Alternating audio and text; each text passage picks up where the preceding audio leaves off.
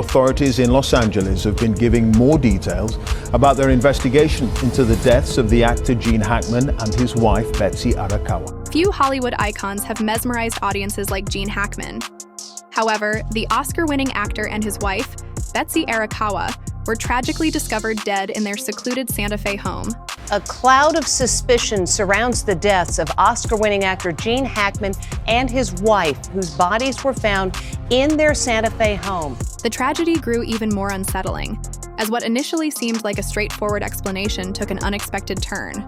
The manner and cause of death has not been determined. The tragedy took an even more unsettling turn as Hackman's autopsy report revealed details that were beyond haunting. With each revelation, the mystery only deepened. How had both he, his wife Betsy Arakawa, and even their dog perished under such baffling circumstances? The world was stunned when the bodies of Hollywood legend Gene Hackman, 95, and his wife, Betsy Arakawa, 63, were discovered inside their sprawling adobe-style estate in Santa Fe, New Mexico. Nestled in the quiet solitude of the desert, their home became the epicenter of a chilling mystery that sent shockwaves through the film industry and beyond. The scene was disturbing.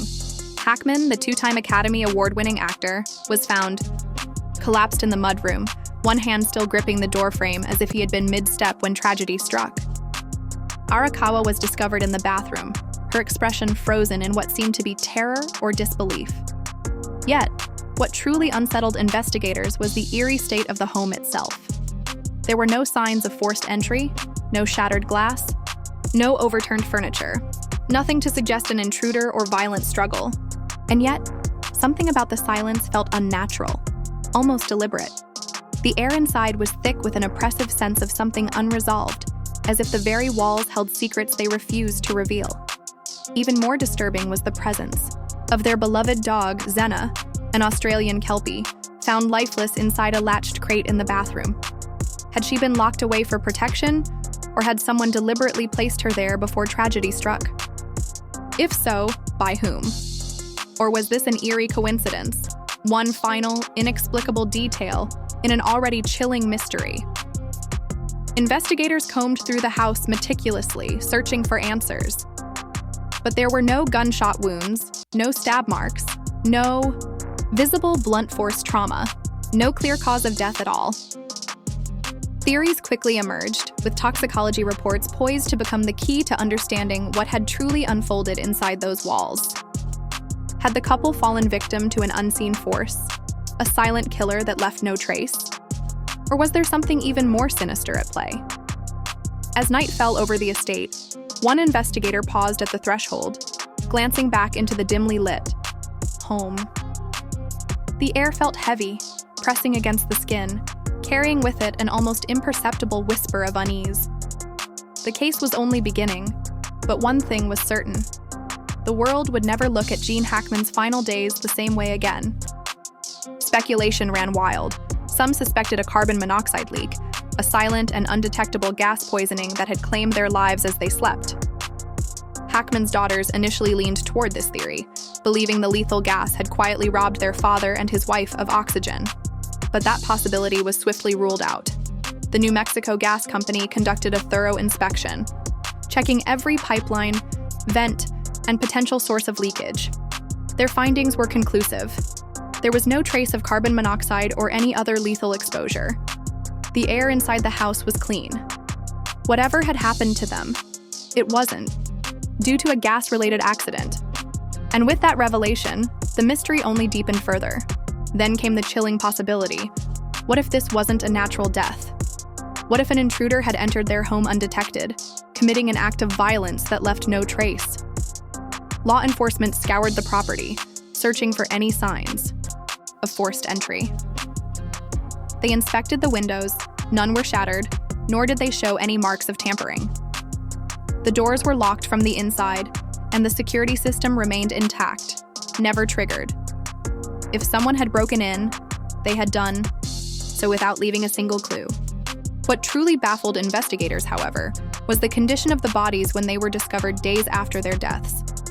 The relentless desert heat had accelerated decomposition, making it difficult to pinpoint an exact time of death. Yet, despite the advanced state of decay, one unsettling detail stood out. There were no visible wounds, no signs of struggle, and no immediate indications of poisoning.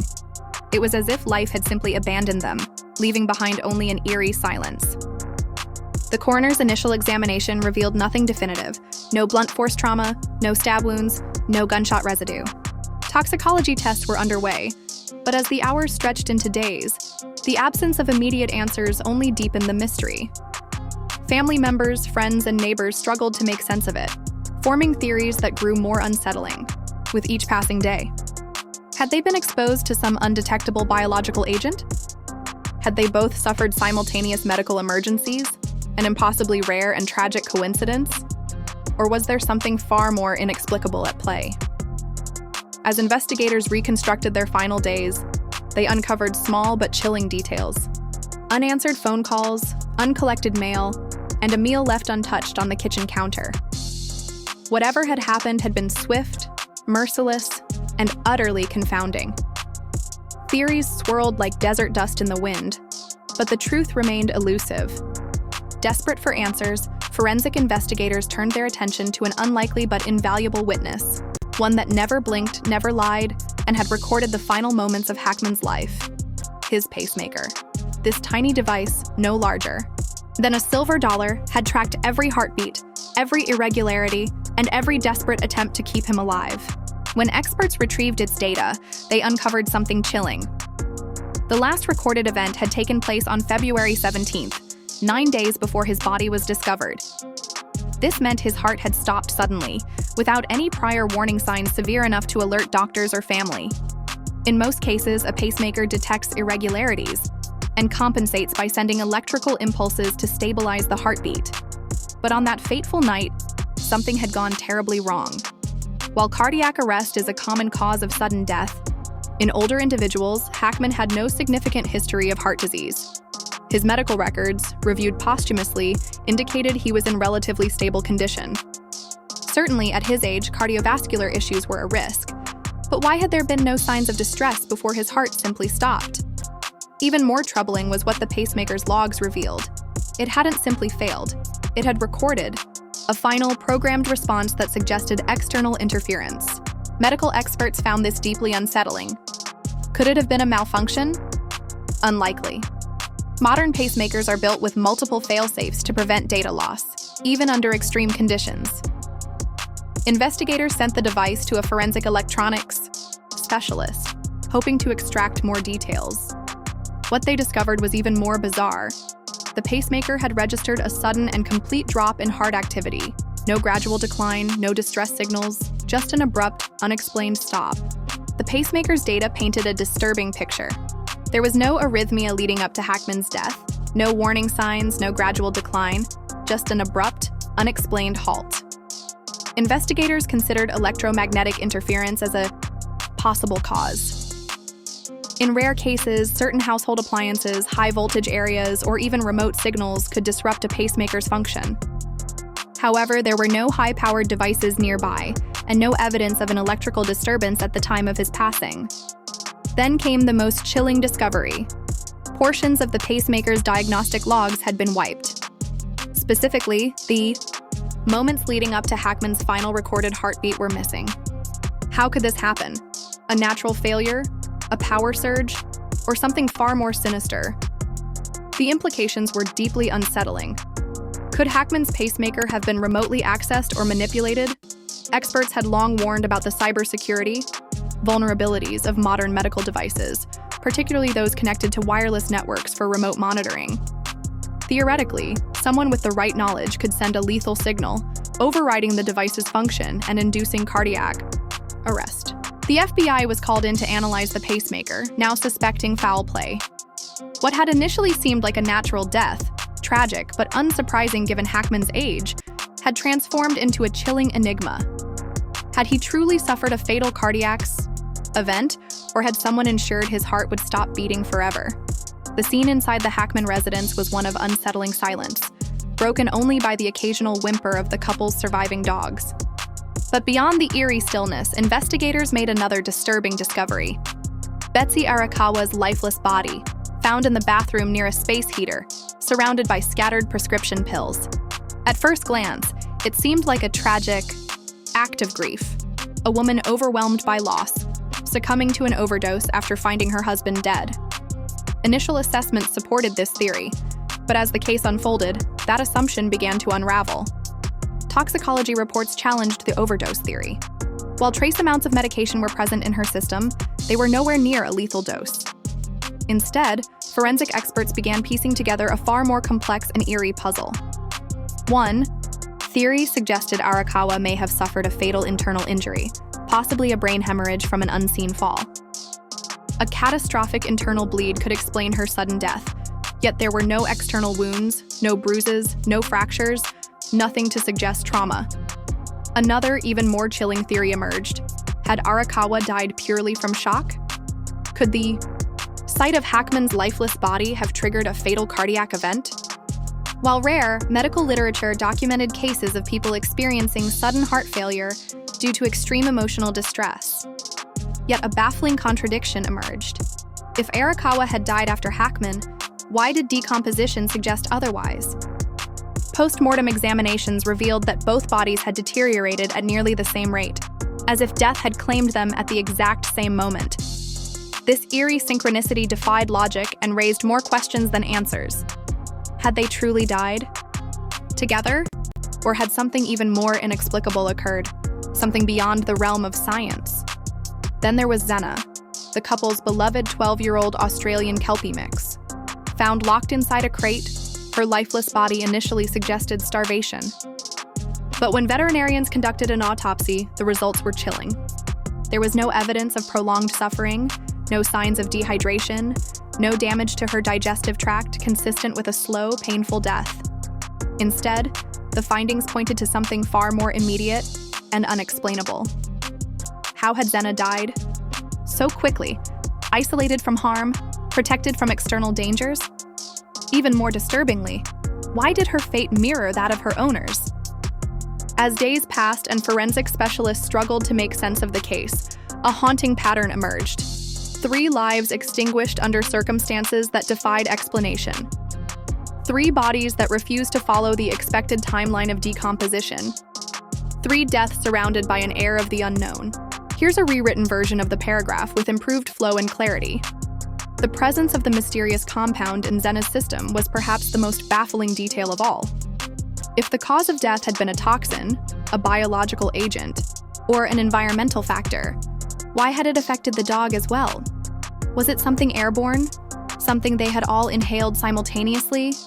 Or had they ingested the same contaminated substance?